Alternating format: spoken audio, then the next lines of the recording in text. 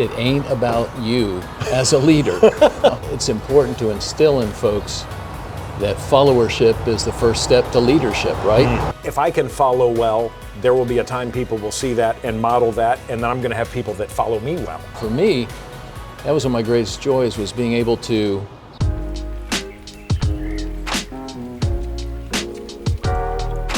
Welcome to Brewing Better Leaders, a podcast focused around building up and equipping leaders with the knowledge and skills to lead others in excellence. I'm Bill Montgomery, CEO of River Radio Ministries.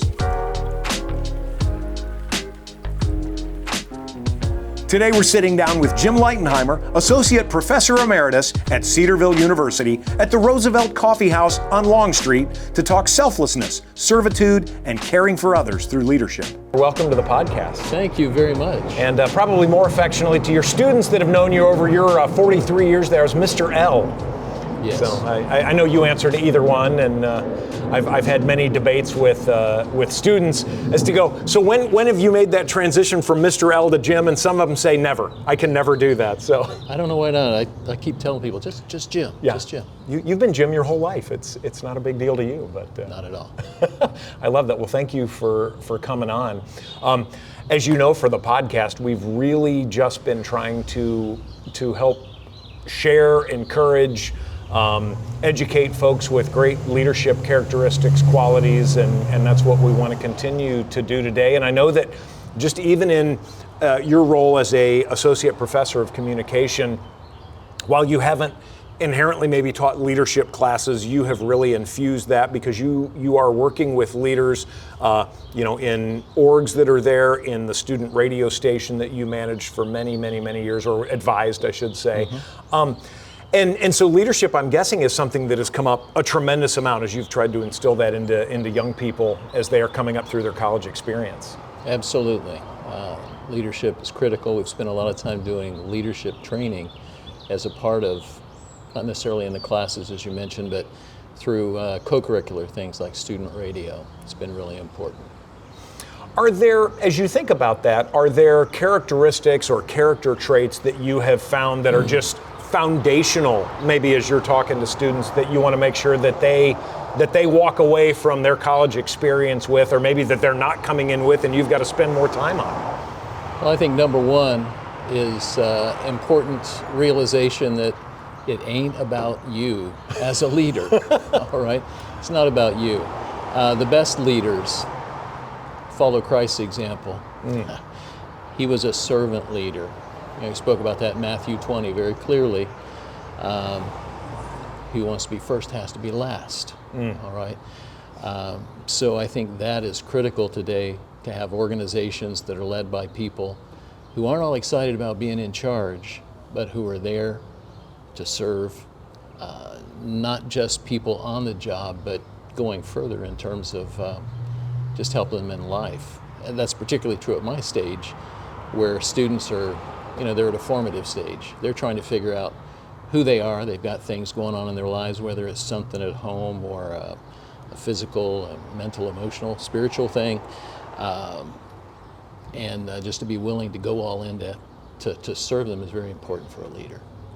Oh, absolutely. Well, and it's interesting too, I think, as you see that journey of, that you have students for 3 to 4 years, a lot of them maybe come out of a leadership role in high school. They're coming back in at the bottom as a freshman, and then they rise up to kind of the pinnacle of leadership, at some level, and then they're going to go back to maybe the bottom of the, leadership rung, although again, as we know, leadership is not really about position. How have you seen that journey with students, and how do they respond and react to that? Again, people come in after having been the big man or the big woman on campus in high school, and I think for some of it it's very difficult to rebuild, but it's important to instill in folks that followership is the first step to leadership, right? If you can't be a good follower, you'll never be a good leader,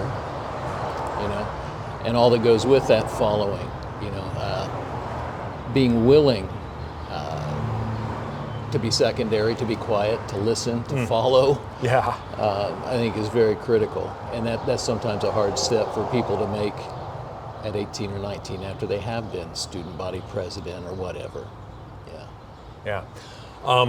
It probably goes back to what you said at the beginning, that the sooner you can realize it's not about me. Right. And if I can follow well, there will be a time people will see that and model that, and then I'm going to have people that follow me well.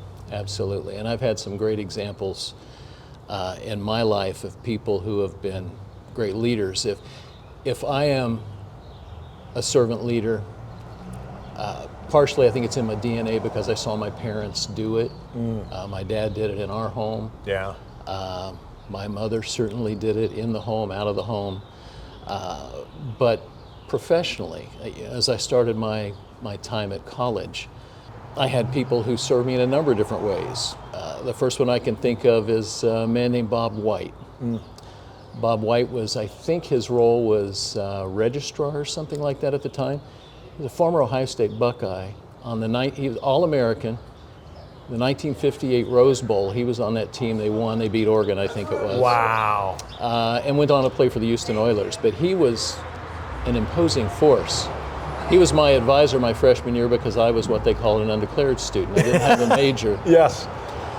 And I majored in extracurricular. You know, I had the lead in a play, had a girlfriend, and I didn't do very well in classes. I had no major, I had no direction. And at the end of my freshman year, as I was meeting with him about talking about the next year, he served me with a wake-up call. Yeah, that's not easy to do. No. You know? And he said, I don't know why you're even planning on coming back. You didn't do very, you got a 2-point average at the end of your freshman year. I had a 2-point average. And I think he had done a little character analysis and decided I needed a little shake-up and that I would respond. Yeah. And I did. Had other great leaders. My first boss at the university and my current job, you remember Dr. Jim Phipps. Oh, yes. Best example of a student leader that of a servant leader that I can think of. As a young faculty member, my wife and I bought our first home on Main Street in Cedarville. It was an old place, it was a wreck. And I was re-roofing it, and I'd never re-roofed a house before. And the July heat, I was up there, you know, didn't have a phone and no internet, you know, there was no reason. I can't Google it. Yeah, I can't YouTube how do you roof a house. I was up there trying to figure it out. I'd had some people tell me, all by myself, in the July heat, and I hear the ladder shake. And coming up the ladder is my boss, bandana on his head, tool belt on, and behind him his dad. 2 generations of servant leaders. His dad is a pastor and Jim is the leader of the comm department at Cedarville for many years.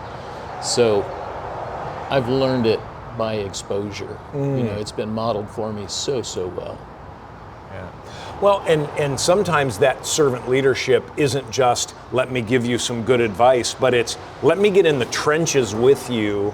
Yes. And work and walk alongside you so that you know how to do this. And it sounds like that's exactly what those guys did. Well, yeah, and it's not just about the job. You know, I think the great servant leaders, great leaders, are a little bit of pastor to their people. You know, it doesn't stop at the end of the day. If somebody has a need or an issue, great leaders roll up their sleeves, step in, and try to fill needs. And help people through difficult times. Yeah. I just saw a book about this recently in another group I'm in, but it almost equated them much like we've done to pastors, but equated these leaders in whatever context to shepherds, and that they're really shepherding their people along with whatever they need, whether again it's protection, whether it's guidance, help. You know, all of those different things. That's what they're helping with to get them to the next thing that they need. Absolutely. I hope you're enjoying a cup of coffee as you're watching Brewing Better Leaders here or listening along. I know I certainly am in my Dolce Sweets mug because they are our sponsor. I need to tell you about some of the literally most amazing chocolate that you will ever have. This is chocolate that is made in small batches. It is homemade, amazing chocolate and other goods and sweets. And this is, I think, the most important thing. You have gifts to give. You've got client gifts. You've got thank you gifts. Holiday season. gifts for all kinds of people. You need to give a gift that people are going to love and are going to make an impact. Dolce Sweets has the gifts that you need, and I think you've got to do them. Your people, when they receive those, they will taste the difference. They will know that this is quality, good enough to be shared. They're absolutely going to love it. I have given it as gifts on many occasions, and I know that everybody that I've given it to has absolutely loved it. Go to dolcesweets.com, order some amazing gifts, maybe send a sample box to yourself to try some of their amazing stuff. If you put in the code word BREW, you're going to get 15% off your order. So go to dolcesweets.com, going to be absolutely amazing. As you think back, you're kind of coming, to the end of at least the academic career that you've had, retiring after 43 years. As you look back and think about some of the students that have now gone on to those different leadership careers, that you see all across the industry, and I think that's a special thing for me to even see and notice is, you've got people that you've had some degree of influence over there. What do you reflect on as a legacy from all of that, and what maybe your leadership journey? As I reflect on my time working with young people, my greatest joy in serving them has been in getting to know them.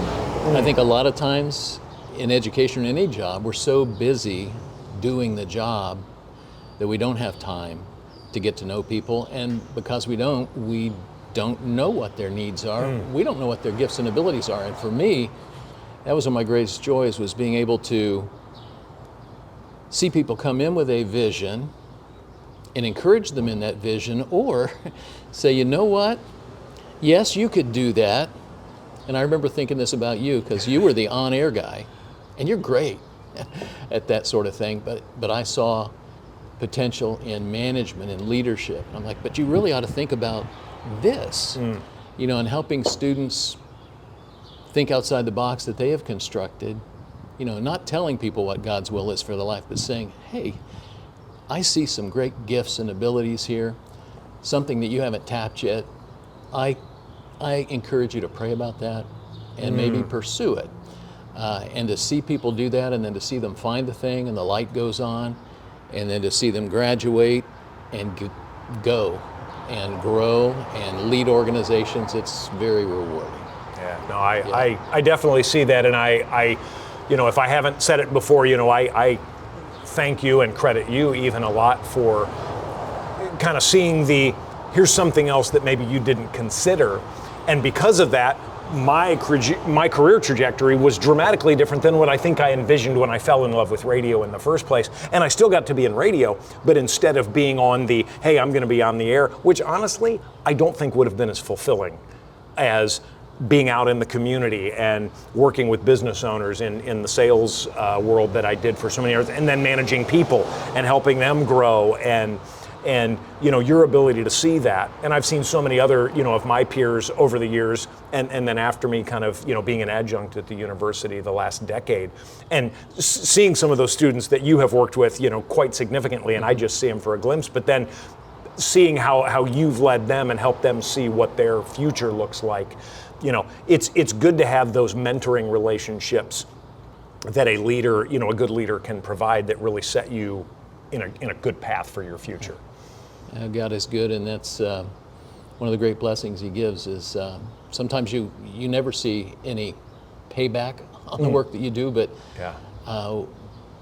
it's a blessing when you do. Yeah. So something else that I wanted to touch on briefly, because it's something that I'm definitely seeing, because the pace of life, technology, AI, everything is making it so we can get much more done more quickly, which doesn't lead to more time, but it just leads to more responsibility, stack more on the plate.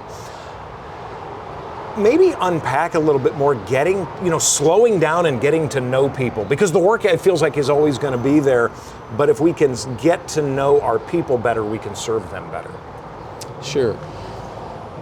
Well, maybe in the educational context, it's a little bit easier than in the job context, because you've got people who don't have families. So for me, I think it's a little bit easier. I think doing things away from the job together. Yes. And that doesn't work everywhere. Yes. It's not a social club. It's a business, so it doesn't work for everybody. But where you can do that, where you can get people outside the context of work and spend time with them, you get to know them a lot better. Boot camps, all the kind of things we did. For sure. With students, I think that really helps. So finding ways to connect away from the job, taking time to learn what's going on in their lives, family, friends, aspirations, not just job related, but socially.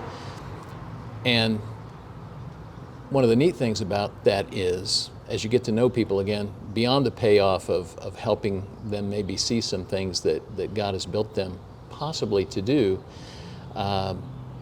is continued relationship.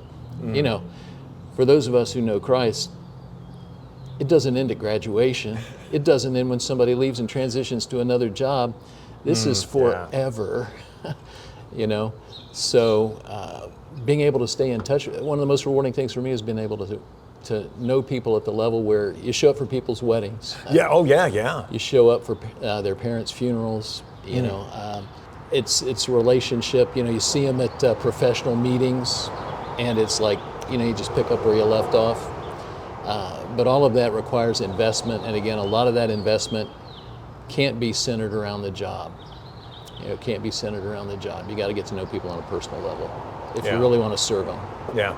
Well, and even, as you said, a lot of people were running businesses were there, but how can you find ways to connect, even if it's just grab lunch with them, grab a cup of coffee with them, spend a few minutes, because again, life is busy, but that's, I think, wise words that any of us in leadership, if we want to get to know our people better, we've got to start carving out time to do that. Absolutely, and getting them in a different context is very helpful. You learn so much about people when they're doing something maybe outside their comfort zone, whether it's on a high ropes course or rafting or canoeing or some of the things that we've done over the years. You learn so much about them, and there are coaching moments in those too.